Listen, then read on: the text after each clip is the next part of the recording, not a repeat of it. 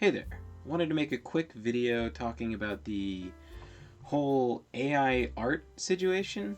Let me start with a quote from a friend of mine, my friend John. He said something interesting. Swallowing the black pill only serves your enemies. Like it serves you no benefit to take the black pill and then just believe everything is hopeless. And a black pill, as far as like how I use it, is like the Matrix. You can have like the blue pill and be blissfully ignorant. You take the red pill and see things as it is, or you can like just take the black pill and be depressed and miserable and like get stuck in the Matrix and know that babies are being harvested or whatever. Just live with a super nihilistic, depressive view on stuff. And so with the whole AI art thing, I see a lot of artists, and I've talked to some artists who feel very like downtrodden about the whole thing, about like their profession as a whole kind of just disappearing. And I really don't feel like it is, and I feel like I should kind of talk about that a little bit. So I think like the main thing that kind of is getting under their skin. There's like these randos on social media that are like these shitlords that are like, ha ha ha, it should be free. Fuck you, artists. I don't want to pay for anything, whatever. And then there's like a sort of it feels like there's a big opinion that like, oh yay, now art will be free and now you don't have to pay for art, and like that will somehow be good. You shouldn't really take the opinion. You shouldn't really take that opinion too seriously. I wouldn't take the opinions of people who would never pay for art in the first place. You know, they would always just want things for free. Like, those people aren't your customers in the first place. Like, I buy art. I commission art. Like, I commissioned this cover from Jorge Jacinto, JJ Canvas. And I like it. And I like it because I didn't type in a bunch of prompts until it came out sort of like what I wanted, with some trees kind of misshapen and whatever. I talked to the guy and I told him what I wanted, and then he used all of his years of experience in order to make it good. And I paid for those years of experience because I am not willing to put in those years to learn how to put together this cover. I would rather stay in my own lane and write and get much, much better at writing, spending the same time. So there's lots of people on social media saying that they don't want to pay for art. You should go here and use this free thing. The people who can program an AI art mash togetherer can also program social media bots very easily. Like, it would really shock me if there aren't some social media bots programmed by people who are invested in the whole AI art situation. Because why wouldn't you just kind of poison the well a little bit? Because the more you kind of... Because you do two things with that, where you're like, why would I pay for this art? I can go to whatever AI. You advertise the AI, and then you kind of feed black pills to artists, and you demotivate them to produce good quality art. And then all of a sudden, your output is going to be much higher. You're going to have more visibility on your AI generated stuff. And then there's a whole argument as to like the future of what AI art will be used for. I know somebody who uses it instead of stock photos for stuff where stock photos would be kind of awkward, or where you can't find stock photos. Like if you want a Roman legionary, like I don't know, throwing a chicken or something, you're gonna have a hard time finding that in stock photos without like the costumes looking kind of like dumpy and whatever. But also, but for like more main project things like the covers of books and stuff, I think like when you meet other other authors at like events and stuff, and you're like, oh, who did your cover, or like, oh, it's so good, you know, or like, how did you get the art done?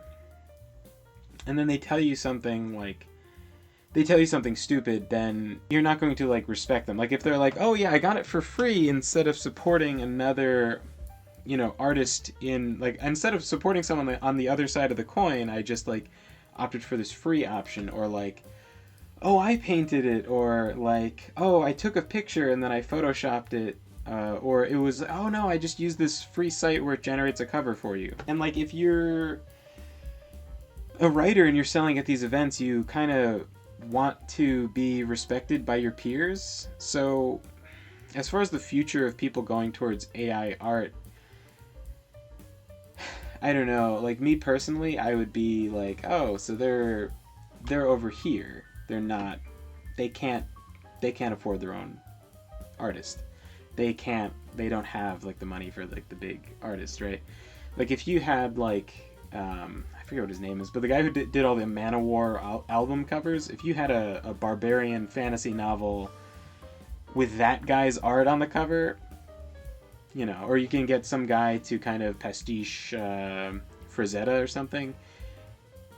You know, it's much more impressive than just like typing in drawn by Frank Frazetta and then like kind of vaguely looks like a Frank Frazetta thing, and it's like sort of kind of copyright infringement because you're using his name in the program and whatever. And the reason I wanted to make this well, part of the reason I wanted to make this video is because I heard a lot of artists going like, oh, well, in the future people aren't going to pay for my art, like there's no future in my career. And I think that's false. I genuinely don't think that that's true.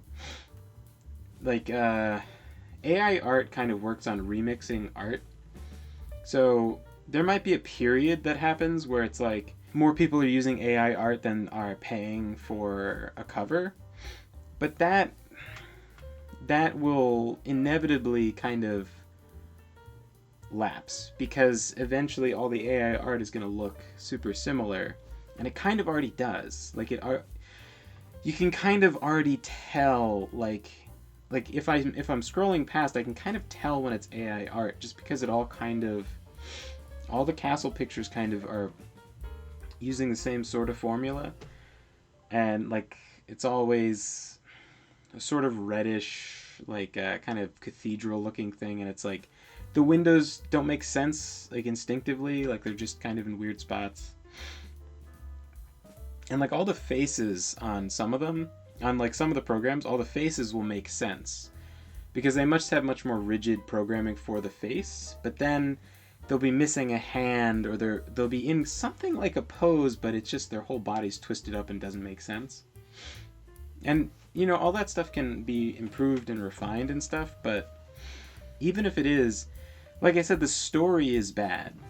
So like you have to think about like who your customers are in the first place. Like, so if you're a comic artist, like, do you think you're going to be replaced by an AI? As someone buying a product, wouldn't you feel dirty buying something that like uses all AI art?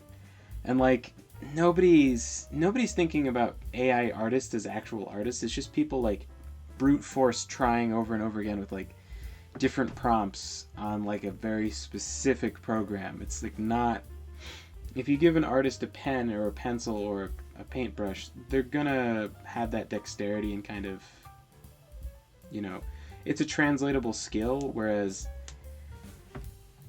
you know, you wouldn't call someone who is really good at like an Excel spreadsheet an Excel artist, not seriously. But anyway, AI art, the story is bad, the art right now is kind of just bad quality, and it's just better than someone could normally draw. You know, I don't like that aspect of it where it's like people with a low amount of skill who want to be good at something, instead of putting in the hours it would take to learn how to draw, it's just very like sort of defeatist. Is like, well, I can never do something, so I will just use the AI art program. And it's like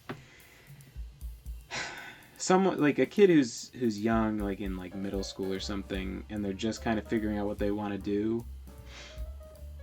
I pity that kid who is trying to draw and isn't very good, and then sees AI art and it's like, oh, well, I can just, it's pointless to work at this skill. And I think that's false. I really do. And I am no seer on the future or AI scientist that can tell you whether this is like a fad or here to stay.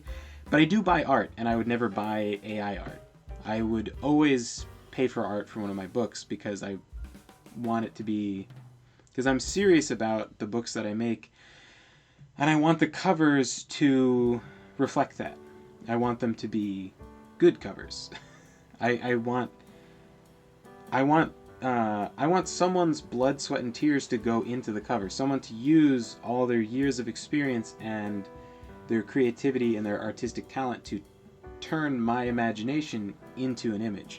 And so if you have swallowed that black pill about AI art, spit it out. Spit it out right now. Spit that shit out. Because you're gonna be okay. Being an artist is fucking like rough. So is being an author sometimes. And believe me, I would be just as anxious and like depressed if there was a AI like story writer and people were like seriously considering that. If you are an artist thinking about just I was gonna say like throwing away your easel, but you could draw on other stuff too. So if you're thinking about chopping off both of your hands so you can't do art anymore, and you can only type on an AI art big senior citizen keyboard with your stumps, don't do that. Keep working at it and keep being good and be better than the machines, and then make enough money to sue them when they put in their programming drawn by Frank Frazetta into their prompts. If they can receive your name as like a descriptor, there's a lawsuit there, I'm sure. Don't swallow the black pill, and stay positive, because there are people out there that'll buy your art. And don't take the opinions of shitlords seriously. That's all I got.